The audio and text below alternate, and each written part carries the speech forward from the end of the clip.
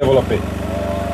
Mais nos leaders yi fi succédé wu, ils ont vendu les intérêts du pays et nous sommes dans un pays dominé, un pays boo xam ne li ci waa bitim réew di am moo ëpp ñun luñ ciy am.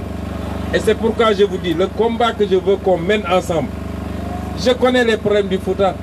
On va me dire ici dans le département de Podor, problème enclavement am na fi. On va me dire les récoltes pomme de terre beeg nangam mi ngi fii mënuñu koo jaay. On va me dire enclavement Ila Morphil. On va me dire problème d'accès à l'eau potable. Nous connaissons tous les problèmes. C'est pourquoi je ne vais pas venir ici énumérer les problèmes. Mais je veux que ngeen am conscience sur les enjeux. Si vous nous portez à la tête de l'État, le premier combat qu'on veut gagner, ce sera avec la jeunesse du pays. Moi, notre richesse nationale, notre or, notre phosphate, notre zircon, notre pétrole, nos ressources halieutiques, suñu géej gi nga xam ne yëpp jaay nañ ko jox ko tubaab bi. Le premier combat, c'est de récupérer cette richesse nationale et de le ramener au Sénégal. Est-ce que vous savez lii ma leen wax nii, est-ce que vous savez ñaata la ci xaalis? C'est des milliers et des milliers et des milliers de milliards qu'on va rapatrier au Sénégal. Loolu bu ñëwee nag, on va vous rappeler yéen ñëpp, la jeunesse du pays. On va vous dire qu'est-ce que vous voulez qu'on fasse de cet argent. Nous voulons mettre des usines ici, dans le département de Podor, parce que nous considérons que production bi fi am, c'est pas normal que production boobu di lamb fii bañ koy tuur, alors qu'on aurait pu transformer ça ici avec des usines qui vont employer des milliers de jeunes pour que nit ñi am d'autres emplois que de conduire des motos Jakarta. Bëgg nañu Sénégalais bu ne fi nga dëkk nga am fa un minimum, am fa des hôpitaux de qualité, des écoles, mais surtout des universités de qualité pour que nit ñi bañ a def des milliers de kilomètres pour aller étudier ailleurs. Mais loolu xam ngeen fan lañ koy jëlee? Le président Macky Sall ci lépp xaalis sa yaakaar. Dégg ngeen ko temps mu dem Paris nee na lebal nañ ko 7000 milliards.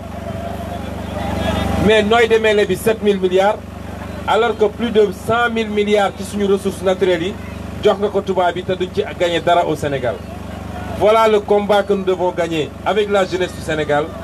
Et quand on aura gagné ce combat, je peux vous assurer, je vous le dis ici à Podor, je vous le dis ici à Ndioum, je peux vous l'assurer, en moins de 10 ans, on va développer ce Sénégal.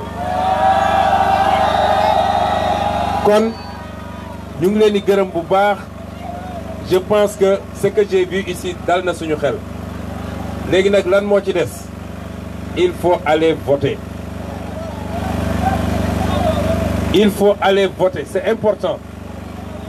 Il faut aller voter parce que ñoom ñi ngi def tout pour décourager les Sénégalais pour ñu bañ a dem voter ji. J'ai dit barki démb. C'est important ce que je dis. Barki démb à Kédougou, j'ai dit que sàcc élection au Sénégal yombut.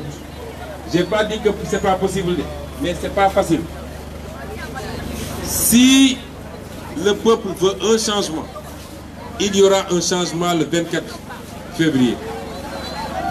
Mais un changement, dans tous les pays du monde, c'est les jeunes qui portent le changement.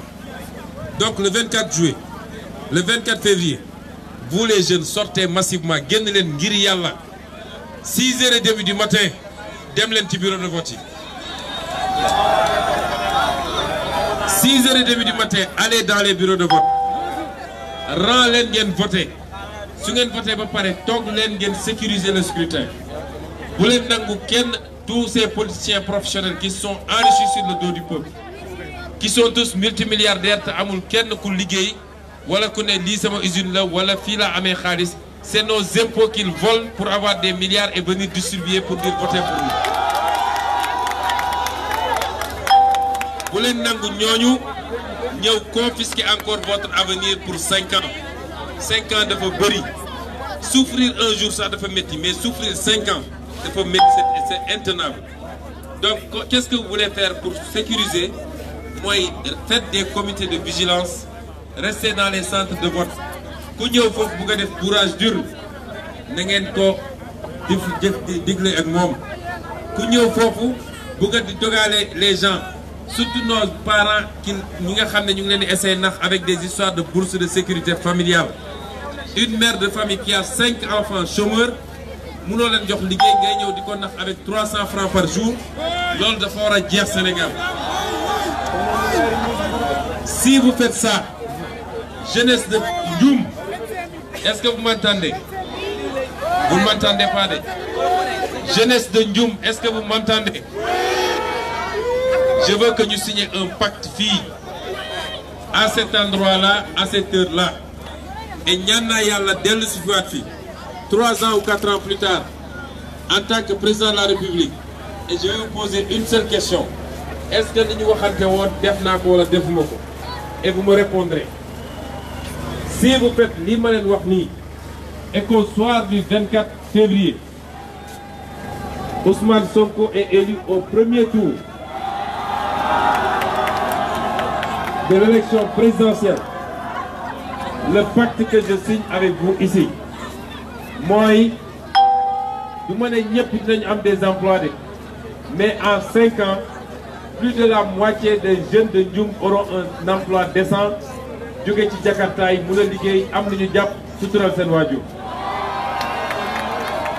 Si vous faites ça, je peux vous garantir un avenir meilleur que ce que vous êtes en train de vivre. Savez pourquoi? Parce que man ak yéen ñoo bokk génération. On est de la même génération. Je sais ce que vous vivez. J'ai des petits frères qui sont à la maison, je souffre en même temps que vous.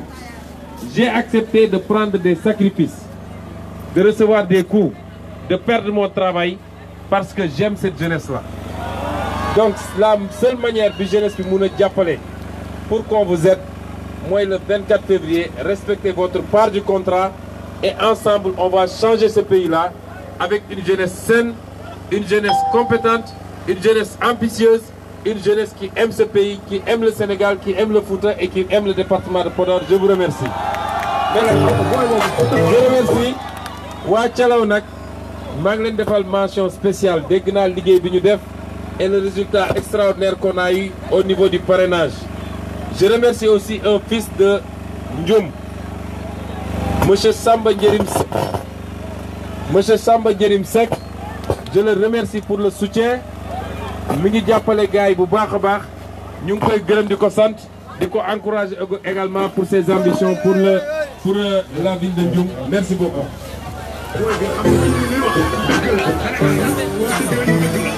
Just